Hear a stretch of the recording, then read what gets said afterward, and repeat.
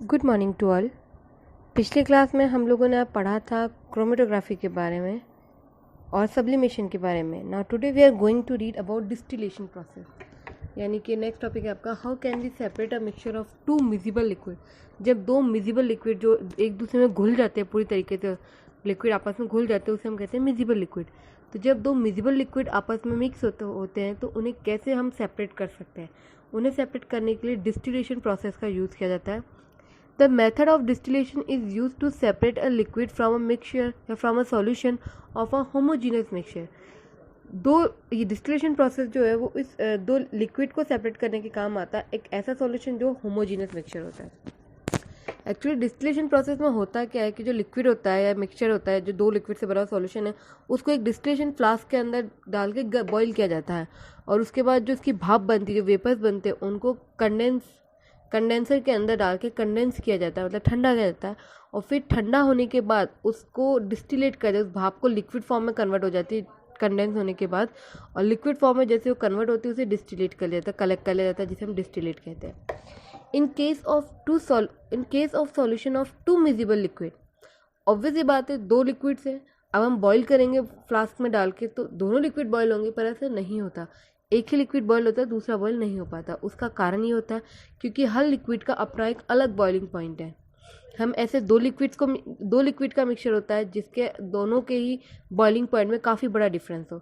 जैसे कि मैं आपको बताऊं, अगर आप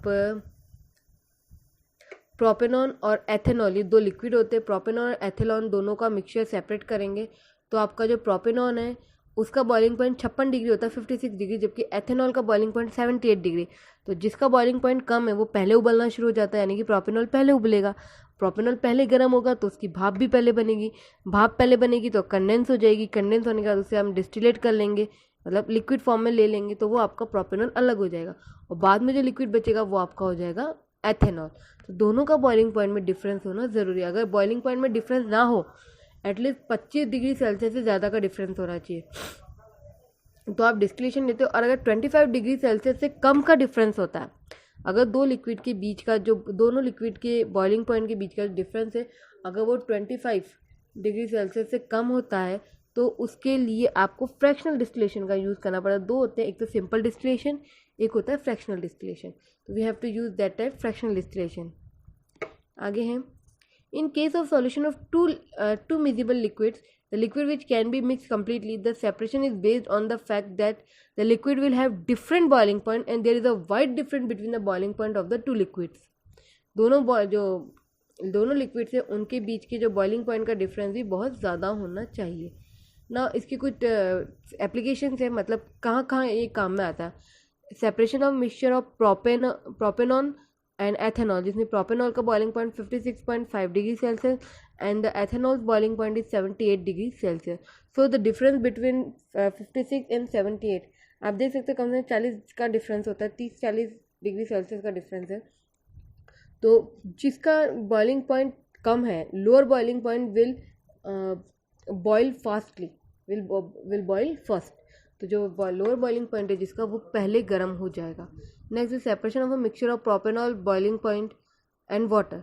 प्रोपेनॉन और वाटर का मिक्सचर, जो प्रोपेनॉन का बॉइलिंग पॉइंट वही 56.5 डिग्री और वाटर का बॉइलिंग पॉइंट 100 डिग्री सेल्सियस। तो इन दोनों के मिक्सचर में पहले प्रोपेनॉल बॉयल होना स्टार्ट होगा, then we will condense this vapours and after condense the vapor will be converted into liquid form and we distillate and we collect this liquid and this is called distillate. So we get the propanol first because it has lower boiling point, and after that the liquid remaining in the flask is water because water's boiling point is 100 degree Celsius.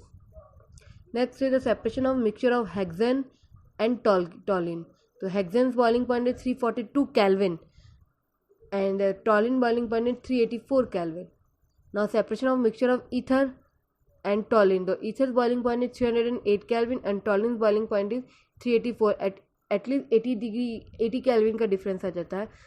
तो जिसका boiling point कम होगा, the liquid which have lower boiling point, it will be boiled first.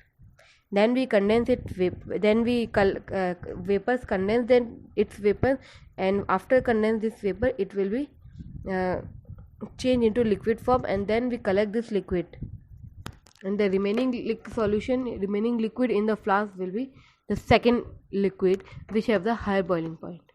इसने एक activity दे रखी है आपको, यही activity है जिसमें इसने एसीटोन और